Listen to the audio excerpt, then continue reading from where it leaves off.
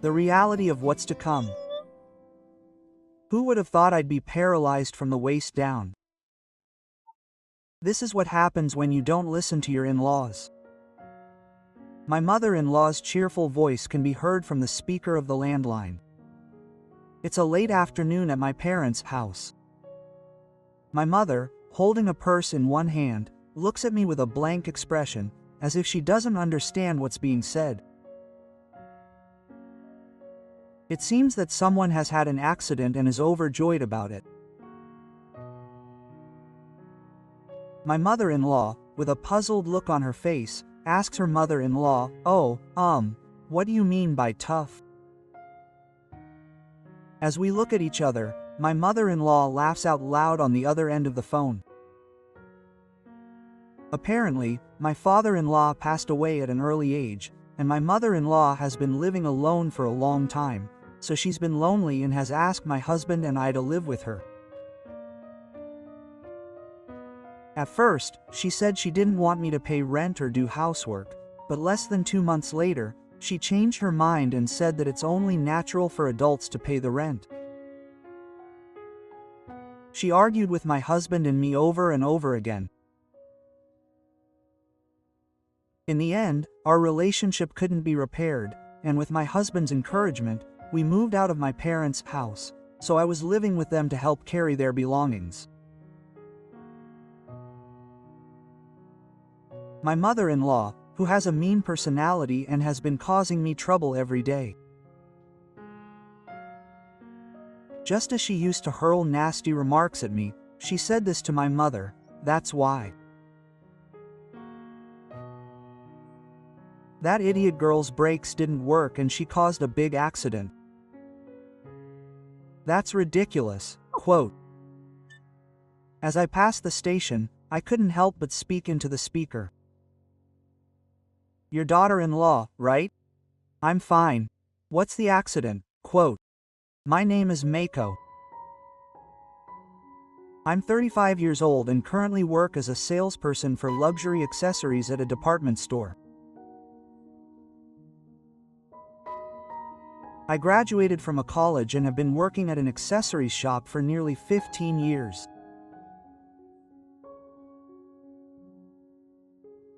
Although I'm a veteran in the workforce, I find it fun and rewarding to keep up with the latest trends and customer requests, so I work energetically every day.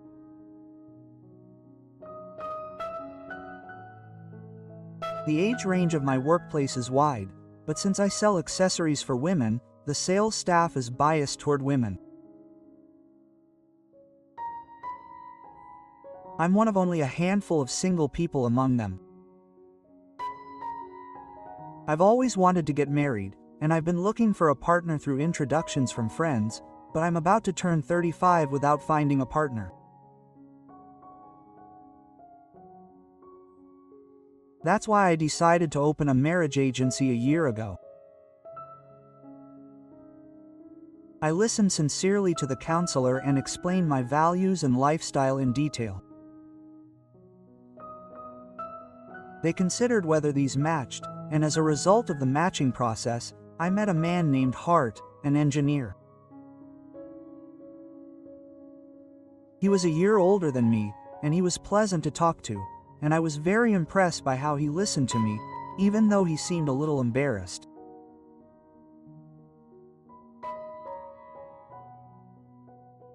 We got to know each other better and went on several dates. I often found myself using sales pitches, but as I talked to him, my fears gradually melted away. After meeting several times, we became close enough that Hart would talk passionately about his favorite novels and I would nod along, the complete opposite of how we had felt at the beginning. We both agreed that we would never find such a good match again. With deep trust in each other, we decided to get married. We were looking for a new home near my husband's family home. My father-in-law had apparently passed away early, but he had left me a large inheritance, and my mother-in-law had been living there alone. Haruto had moved out after getting a job, and she only came home occasionally. It seemed that she had been feeling uneasy for a long time, so one day my mother asked us to move in with her.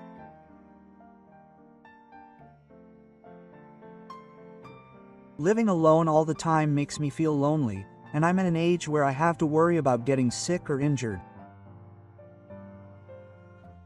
If I'm going to look for a new place, I don't need to pay rent, so if you don't mind, could you come live with me? That way we can spend more time together, and of course I won't get in the way of the newlyweds. Please consider this as a way to ease my anxiety. When I visited to introduce myself, my mother-in-law seemed to have a calm and reserved personality. She said that we would share living expenses, and that I, who don't work, would be in charge of housework and cleaning. She seemed to sense how lonely it was to live alone, and my husband and I couldn't just ignore her. We also wanted to have children in the future, so we were thinking of starting infertility treatment. Treatment involves expensive medical expenses over a long period of time. We had planned to cut back on our living expenses in the future because of the cost, but living with my parents would not only save money, but also give us more room to save. We could start treatment in a planned manner. At that point, we started to think quite positively about living together. To be honest, I think it's a dream come true. Rather than living together in the neighborhood and then moving in together, wouldn't it be better to live together now? We'd have to change our lifestyles so many times, and it would be a waste to even wait until the day we moved in. That's right. I don't want my mother to look so lonely.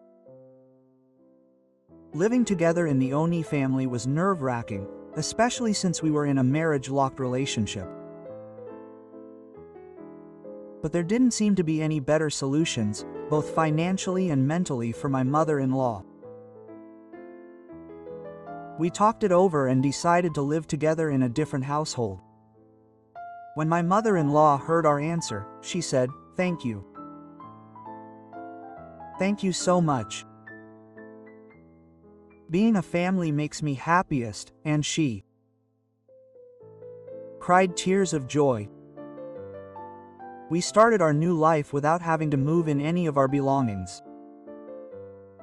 But after a short time, my mother-in-law's attitude had completely changed.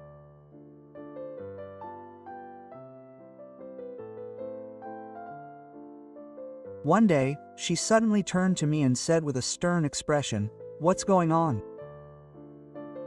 You always come home late? You say you're at work, but is that really true? A sales job doesn't end when the customers leave, right? I wonder where you work if you don't come home this late, even after the department store closes." Quote. I was taken aback by her sudden words. Furthermore, my mother-in-law continued to ask me when I would quit. I have been entrusted with a position of responsibility. My work is not limited to sales, as I have meetings scheduled at department stores and other stores, so it is not unusual for me to work overtime every day when I am semi-busy. Of course, my husband knows this and has supported me without saying anything, even when his wife stays later than him. I never expected that she would suggest that I quit my job and stay home, and I was perplexed. After all, a man who married into a family should devote himself to the home. How long do you intend to work? That would be unthinkable in my time. I would never have scolded a woman like that to my son. Mother, I value my work too, and Haruto and I have decided to support each other in our lives. It is my husband and I's choice to continue working as we have been. I managed to argue back, trembling. However, my mother-in-law became even stricter and laughed at my words. A woman working will only disrupt the family. Mako-san has a responsibility to look after the house while her son is away. You should understand that better. My argument was ignored, and my mother-in-law only tolerated my decision to quit. Gradually, my mother-in-law's delusions intensified, and she began to make ridiculous remarks, such as, "Isn't there something you can't say, that's why you haven't come home?" So I hurriedly spoke to my husband and had him intervene. Of course, there was nothing to be ashamed of. My husband was also shocked by my mother-in-law's outward behavior, but he intervened. He was dissatisfied, but he seemed to have given up on me enough to just complain. However, she continued to be sarcastic towards me. On the contrary, she suddenly said, "Oh, I don't feel like paying rent." But you don't need rent in the first place. I just want you to live here. Quote. Don't you understand that that's just an adult's excuse? Even in your parents' house, you have to be polite, so don't you feel ashamed of living here for free? If you want to continue working so much, how proud you are of yourself when you receive your salary as nothing. My mother-in-law began to propose something completely different from the initial conditions, trying to turn the promise into protection. Even though there is an inheritance, my husband and I are responsible for most of the daily living expenses. I don't think anyone around her has any financial complaints.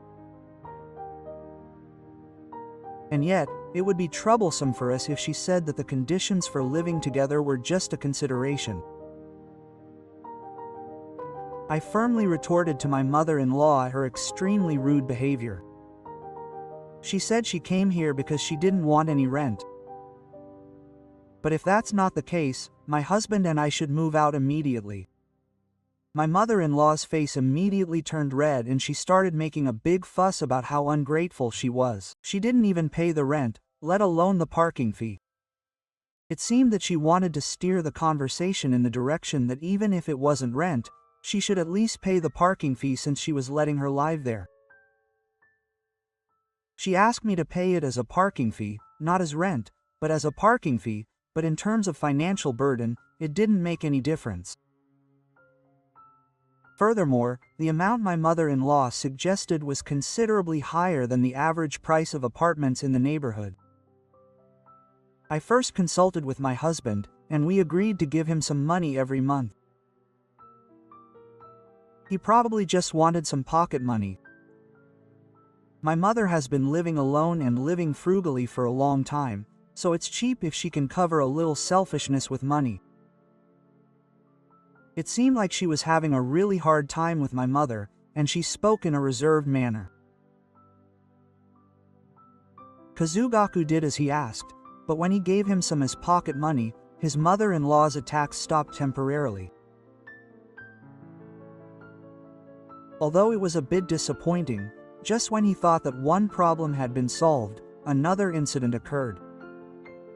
To his husband's sister, Komi, who was also his sister-in-law, had returned. My sister-in-law had gotten married and moved out, but they had divorced for some reason. One day, she suddenly announced that she would be living here from that day on, carrying a large suitcase. I know it's a bit sudden, but it turns out that her husband had been cheating on her. That's why I came out and handed her the divorce papers. It's okay. I've been a housewife for a long time, so I won't make you suffer. Even as she said this, Yoshimi demanded a fancy dinner, saying, "Let's have some rice since we're here." His mother-in-law seemed happy that her daughter had returned, so she didn't have to worry about her, and it was clear that she was on her side. Apparently, her ex-husband was a wealthy man who had been a high-ranking employee at his company, and Yoshimi was wearing flashy brand name items. I held my head in my hands as I imagined her future spending sprees. We've met a few times at weddings, and she's 4 years older than me, just turning 40, so our conversations aren't very lively because of our awkward age. What's more, as soon as she found out about my job, she said something outrageous like, "Do you have any money or anything? Can't you buy it cheaply? Or rather, you're family, so why don't you get it for free?" Quote. This left both my husband and I stunned. When I rudely refused, she glared at me in irritation and lost interest. She's the kind of daughter-in-law who didn't listen yesterday. Well, she's getting old. Haruto must have been anxious.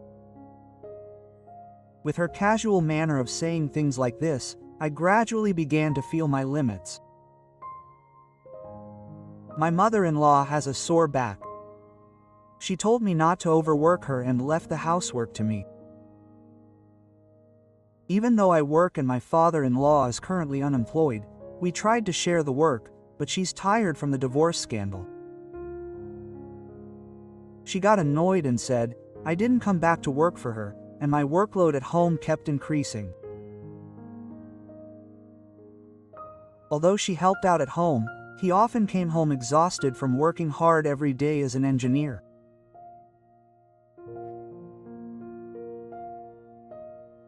Eventually, my stress reached its limit, and I would suddenly burst into tears, have trouble sleeping for days, and it was no longer a matter of starting infertility treatment.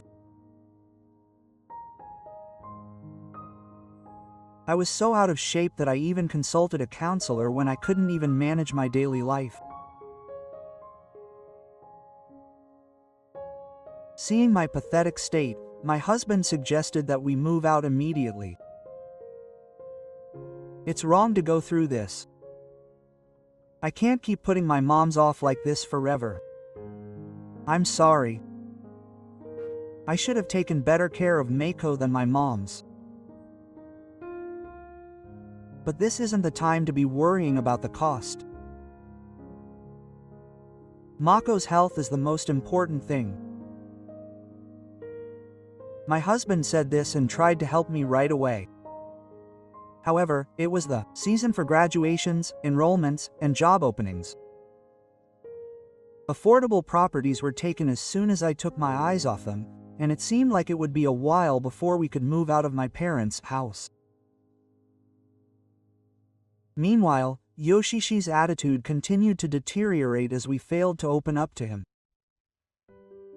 I started using slightly more expensive spring cosmetics and accessories to work at the store as a salesperson. She was unemployed and had little disposable income. She seemed to be envious of my belongings, and when I noticed, the amount of things I had was reduced or the location of things changed, and other suspicious things kept happening. When I questioned her, she calmly confessed. What's the matter? I like this brand too. It's okay to borrow a little bit. It's my personal property. Don't use it without asking. Don't make a fuss just because I used the rep or borrowed a necklace for a day. We're family, so don't get worked up. You should tell your mother too. My daughter-in-law acts like she owns everything. I've warned her many times, but every time she calls my mother-in-law over and the two of them start picking on me. My mother-in-law looks annoyed and hesitant, telling me to be more careful, big sister. She blames me for making such a fuss just because I'm your big sister. With the situation not improving, I took measures to prevent my belongings from being touched and prepared a locked box, but eventually the key to that box was broken with a tool.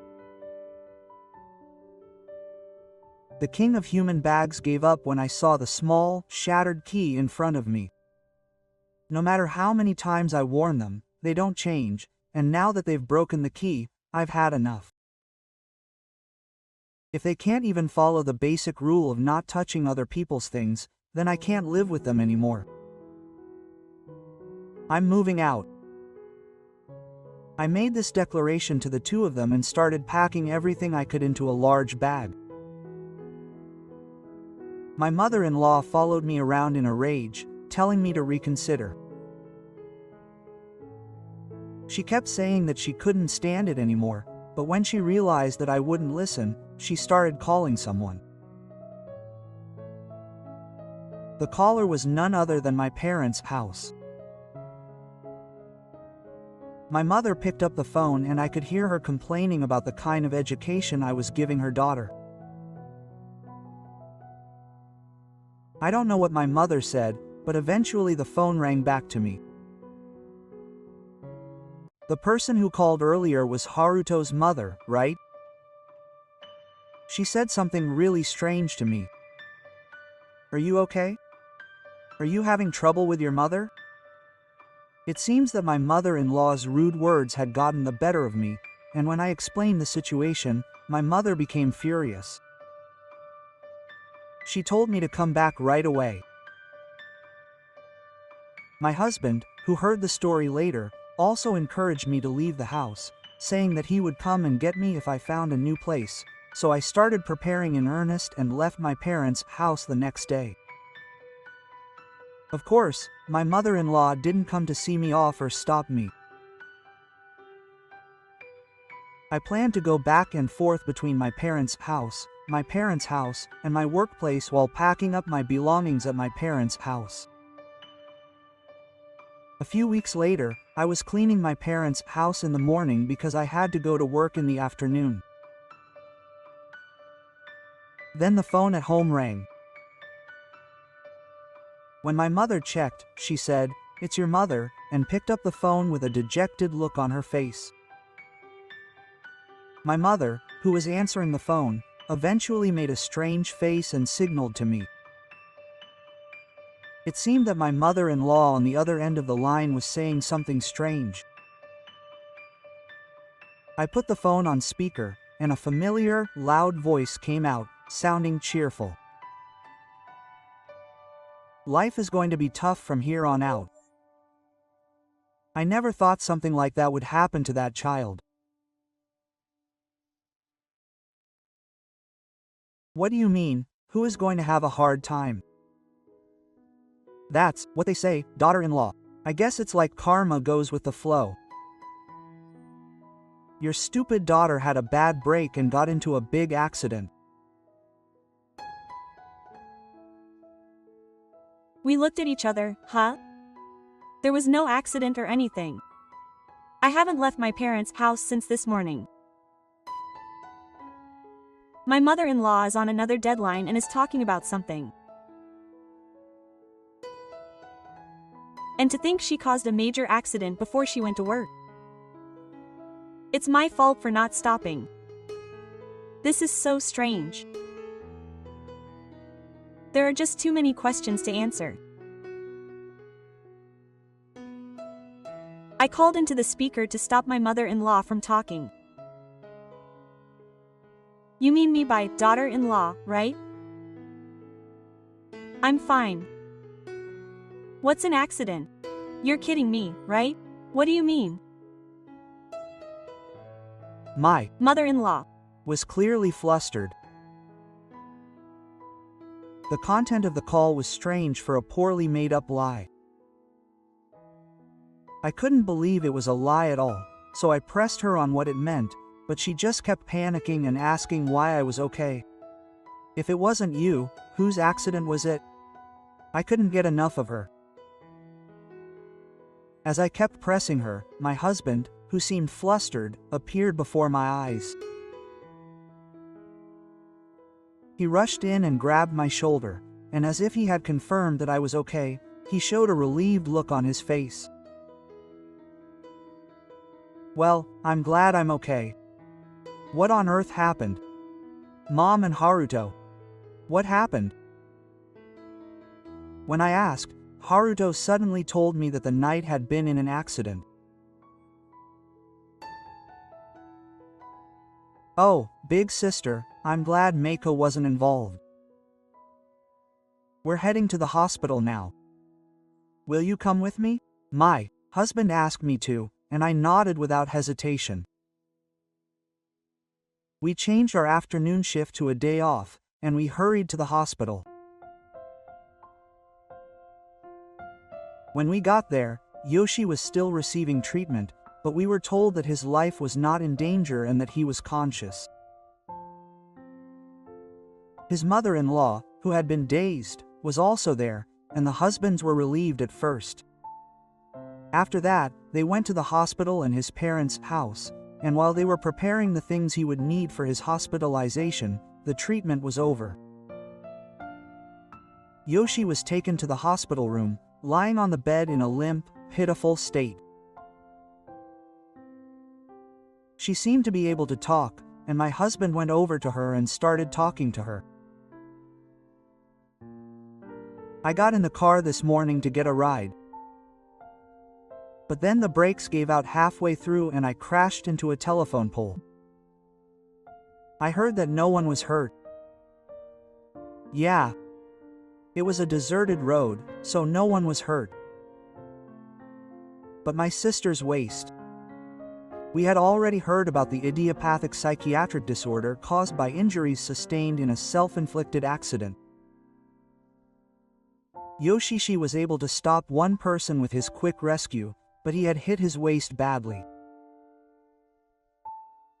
As a result, he is now unable to move his lower body. He can no longer move his legs or walk, and there is no way he can live on his own. It is almost certain that the paralysis of his lower body will remain as idiopathic psychiatric disorder. Yoshishi, who was given the sentence with the explanation from his husband, could not believe it. He cried and tried to sue the maintenance company, but since he could only move his upper body, my husband easily restrained him. Certainly, the reason the brakes were not working could only be due to poor maintenance. I suddenly noticed my mother-in-law, who was sitting in the corner of the hospital room, looking very upset. Are you okay, Mom? I had been through a lot, but I couldn't afford to hold a grudge in a situation like this. I was worried because she looked like she was about to collapse, but my mother-in-law didn't say anything when I called out to her. At that moment, my husband asked her if she had any idea what had happened. His voice was so cold and stern that I was surprised and looked at him. I'm asking if you have any idea about my sister's car accident. My mother-in-law, trembling and pale with a pale face, shook her head and said no. No matter how many times my husband asked, the answer was the same. She denied it and said she didn't know, but I gradually had a bad feeling inside. My husband excused his father-in-law and operated her smartphone. All the cars the family owned were equipped with dashcams, and several weeks' worth of footage could be viewed using a dedicated app. He called up the data from his father-in-law's car and pressed the play button on the spot. There we saw an astonishing sight. This must be my mother. The lights came on in the garage and my mother-in-law's face appeared. I could see her peering into the car from behind the hood. She seemed to be carrying something, as she repeatedly crouched down and carried it to the front of his car. The dashcam recorded both video and audio, so I could hear the sound of something being dragged and her talking to herself. This is difficult. Huh, is it this way that it's so heavy? I think this is the right line. From the occasional sounds of her words, I could tell she was crawling under the car, searching for something. Then there was a loud bang. She was cutting something under the car. Both Yoshishi and I immediately understood what she was doing, and we could see the blood running down her hair. My mother-in-law began to shake violently as she was confronted with the video. Terrifying words could be heard from the video in her mother-in-law's voice. Now the daughter-in-law is going through hell. I could understand her attitude when she called my parents' house. My mother-in-law probably really wanted me to cause an accident. But it was Yoshishi who actually caused the accident. In the first place, she had mistaken my car for hers, but it turned out that she had taken the risk of doing something dangerous. I can't believe it. Mom, what would you have done if I had died? Yoshishi, who was furious when he learned the truth, asked her, but my mother-in-law immediately shouted that she hadn't been able to tell the difference between the cars. There was an unavoidable reason why my mother-in-law had mistaken the cars. In fact, my mother-in-law and I happened to be the same breed and color. It was discovered on the day my girlfriend came back home in a regular black domestic minicar, and we were both very surprised.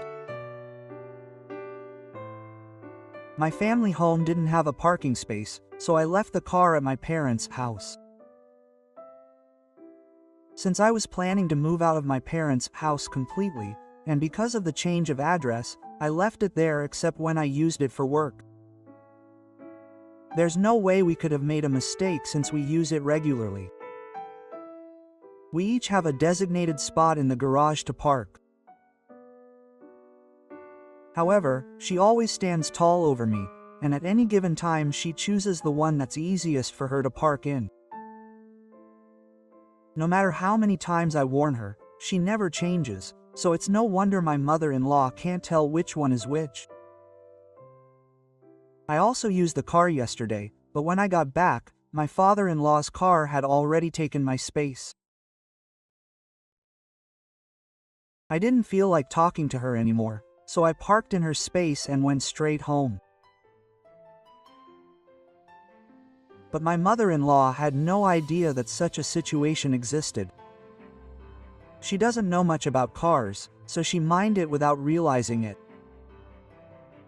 The knight cried coldly and attacked my mother-in-law, saying it was her fault for not checking properly. My mother-in-law must have panicked too, because she started parking in the wrong place for no reason. Why is it your fault for not parking in a different place? What are you going to do now that you're in such a bad shape? What are you going to do? Is it my fault? It's your mother's fault, isn't it? It wasn't Chico who caused this incident, it was your mother.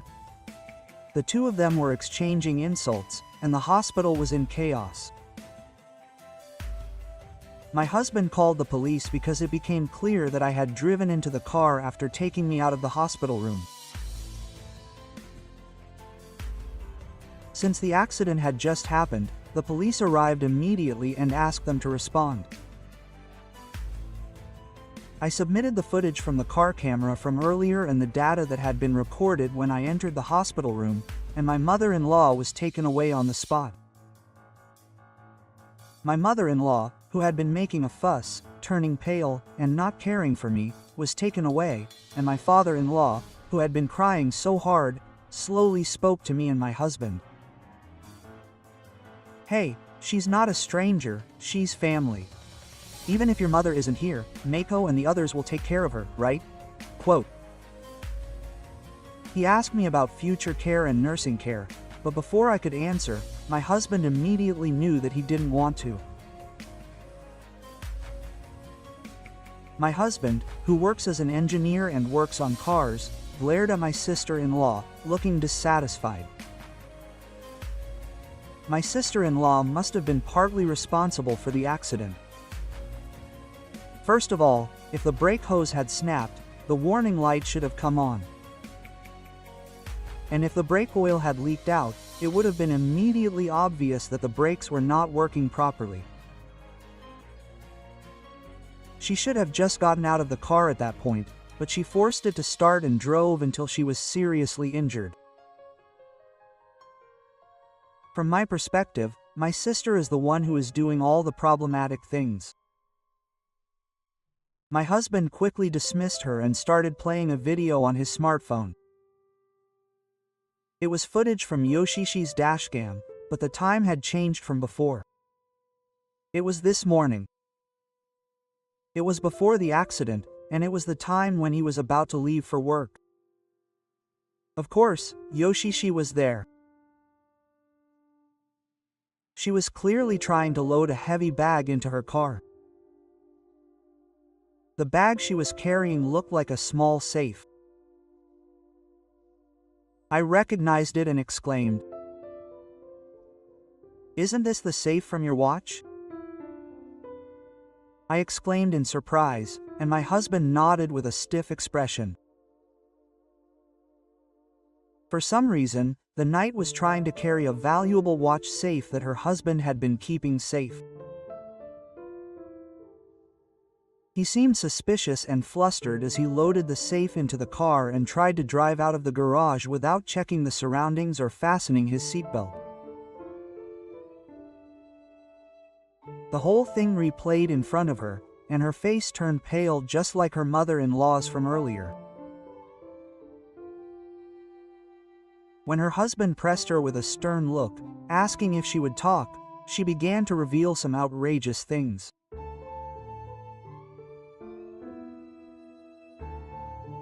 At first, Yoshishi explained that he had driven the car to go to work, but in fact he had intended to take the watch and the safe with him and sell everything. He didn't have the key to the safe, but he had thought he could just break it once he arrived. He had noticed something strange about the brakes as soon as he started driving, but he was so anxious to get away from his parents' house before anyone noticed that he stepped on the accelerator, which led to the accident. She tried to explain herself while crying, but her husband looked down on her with astonishment. But he needed money right away to pay his ex-husband back. He thought he would borrow a little. Yoshi got divorced and came back home, but she lied even then.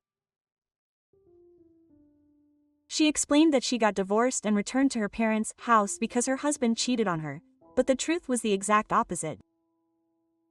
Yoshi was the one who cheated.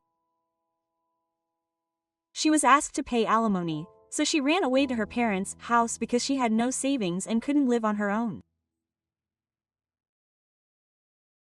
She didn't want to have to tell the pathetic story of having to pay alimony, so she made her ex-husband the bad guy in order to protect her suspension. Since she didn't go out to work after coming back, she couldn't keep track of the alimony she had to pay. So her sister-in-law sold off expensive items in the house without permission to get by, but there's a limit to everything. She finally set her sights on her husband's expensive watch, which led to this accident. Thinking about alimony was stressful, but as long as I was with my mother and breathing in Mako-san, I felt better. That's why you're such a terrible boss. I'll switch my feelings. Please. Don't abandon me. Are you in despair thinking about your future? He began to speak in a soothing voice, but when he saw the knowing looks from my husband and me, he must have realized that he was at a disadvantage. What was it that made Yoshitane's eyes change so sharply and his mind change? He started shouting, "Don't run away. Support me and take care of me." Quote. Given his behavior up until now, there was no way his demands would be accepted. There's still compensation left. I was in an accident instead of you. Are you so ignorant that you ruined someone's life? You should pay for it instead. My husband and I listened in silence, but Yoshitane, perhaps because he was tired from the day, gradually began to spout off meaningless content. He was making so much noise that several nurses rushed to the scene, and my husband and I left the hospital room, agreeing to never come back.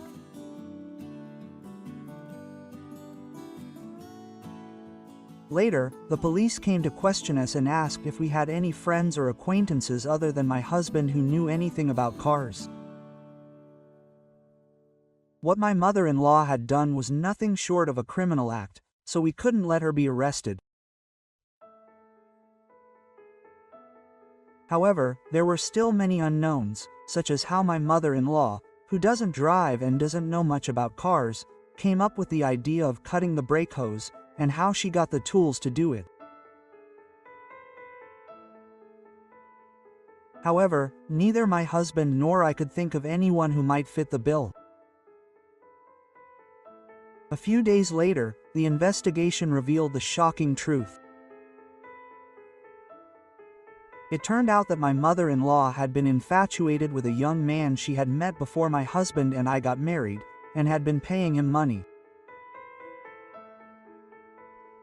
The man was a very unscrupulous man who targeted elderly women and pretended to go on dates with them to extort money from them. My mother-in-law had been using her inheritance from Gifu and her living expenses to go on dates with the man, but when she began to struggle with her meager savings, she asked him to live with us, thinking that he would support her. Not satisfied with that, he tried to collect money under the pretext of rent and housekeeping, but we repeatedly refused to pay, saying that it was not what we had agreed to, and at her wit's end, my mother-in-law consulted the man. There, he told her something terrifying. If my wife died, her husband, her son, would receive the insurance money. If I use this, I can spend every day hanging out at an expensive hotel in an amusement park. My mother-in-law had long since become obedient to the man, so she jumped at the man's suggestion, bought the tools he specified, and put them into action. However, the car that was actually used to mine was the master's car, which led to this tragedy. The young man's identity has also been revealed. He was questioned, but the man said that he had spoken to her before, but that it was all a joke. He didn't tell her what to buy. He denied everything, saying that he had said nothing. He also kept saying things about going on dates, but that he and my mother-in-law were not in a romantic relationship, but were just taking advantage of her good spending habits. He insisted that he wasn't serious, so he couldn't commit a crime. However, as a result of manipulation by the police, who became suspicious, evidence was found that the plan to steal my insurance money from my husband was a serious one.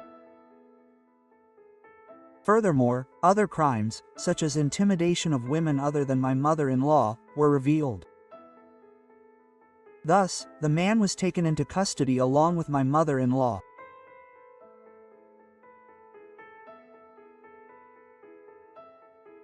After the trial, it seems that Yoshihito contacted his ex-husband, hoping to have his mother-in-law take care of him, but his ex-husband, who had already started his new life, took an umbrage with him and told him to pay compensation quickly, and that was the end of the conversation.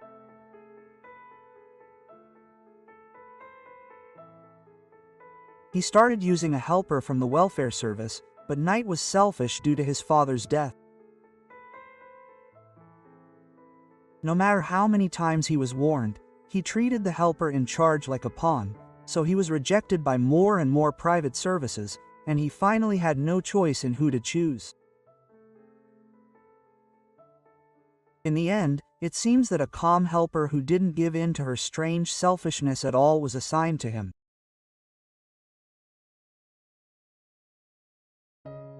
It seems that Knight repeatedly asked for someone who was cold and kind, who was considerate of others, but had the warmth of a good person, but no one came forward to replace the helper who was cold but did the minimum amount of work. In the end, it seems that he was the one assigned to him. There was also a change in my environment. Since I had caused my parents a lot of worry about this incident, I asked to be transferred to another store closer to my parents' house. My request was accepted, and I was finally able to start working near my parents' house. My husband felt uncomfortable living in the town where his suspicious family lived, so he changed jobs and decided to move near my family home. It will be a fresh start in a new place, but he is always trying his best to help me out, as he is concerned about the hardships he has caused me. My husband's watch, which was stolen by Yoshishi, was kept by the police for manipulation purposes, but was eventually returned. The safe was damaged due to the impact of the accident. Several of the watches inside were also broken, but my husband said that he would use this as a way to share the family's belongings, and he has decided to cut off all ties with his family. My husband and I have both gotten used to the new environment. And now we are in the process of choosing a hospital to begin infertility treatment, which was our original goal.